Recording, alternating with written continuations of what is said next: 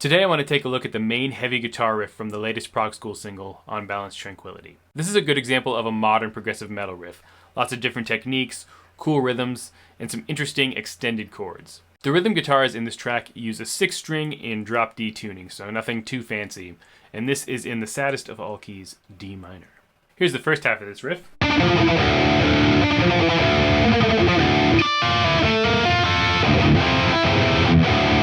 This riff is actually based off the main melodic theme from the tune. That happens in the intro and the electric piano and a bunch of other times throughout the tune.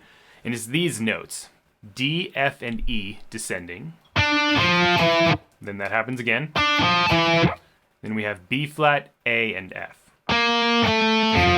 This is done as 8th notes through most of the tune, but what I'm going to do is to double up those and get 16th notes. So I'm just going to pick each one twice. And I'm palm muting those as well just to get a more aggressive sound and to make it sound a little bit cleaner. And then in between these melodic phrases, I'm going to play the low D string.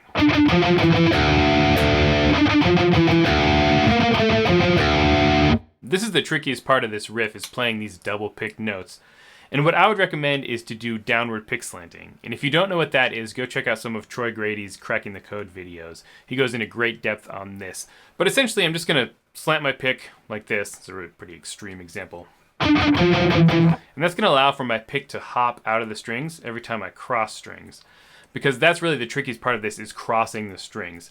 And downward pick slanting is really the only way to do these double-picked fast runs cleanly. The second main aspect of this riff are these extended arpeggios that are either played as individual notes that ring together or as full block chords. So that starts like this. And this is our melodic theme again, actually, but this time the notes ringing together. That makes a D minor 9. And this, from the 7th fret to the 8th fret on the D string, into this B flat major 7 shape. Then we do some chugging on the low D string. Then we have this chord, so I can F major 7. And then this chord, which is an A minor with E in the bass. And the whole idea there is I'm going to walk the bass line down. Back to D. So F, E, back to D. So that whole section looks like this.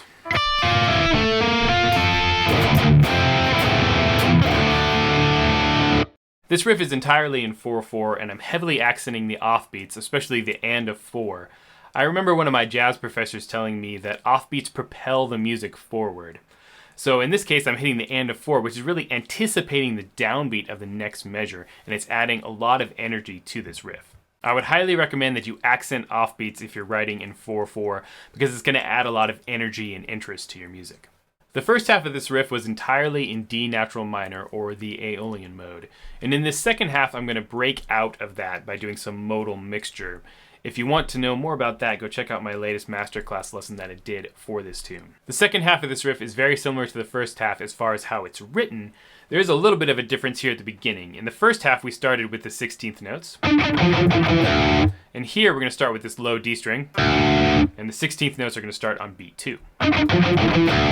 Here's the first part of the second half.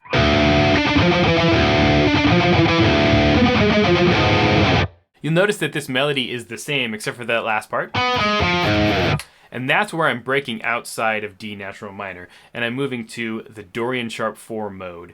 This is the 4th mode of harmonic minor, in this case the 4th mode of A harmonic minor, and that's just giving me an exotic variation of this melody. Now it's into the last measure with more of these extended chords.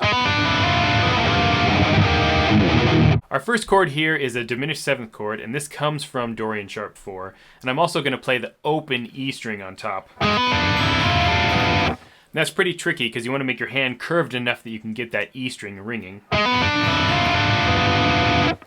And then it's into a G minor 7. So that's taking us back to the natural minor scale. Then we have this chord, which is an A flat major 7 sharp 11. Technically, if we're thinking of D as the root, this is borrowed from Locrian, but I'm really thinking of this more as like a chromatic move from G up to A flat. And then down to an E flat power chord. That's really that Phrygian kind of sound. Right. So in the first half, we have natural minor. And here in the second half, we get like a darker, more exotic variation on that. It's kind of a nice way to change up the riff in the second half. What I just showed you is the left rhythm guitar. The right rhythm guitar pretty much follows this, but in a couple spots it harmonizes. I think on this run, it does that as a harmony. If you want, you can check out the tabs. I have these available on my Gumroad and my Bandcamp. So there's the main riff from this tune. Go ahead and give this one a shot. It's really fun once you get it under your fingers. As I mentioned before, I have full guitar tabs available for this song. All the links will be below in the description. If you enjoyed this lesson, subscribe, hit the bell notification, like, comment, share. Till next time, stay proggy.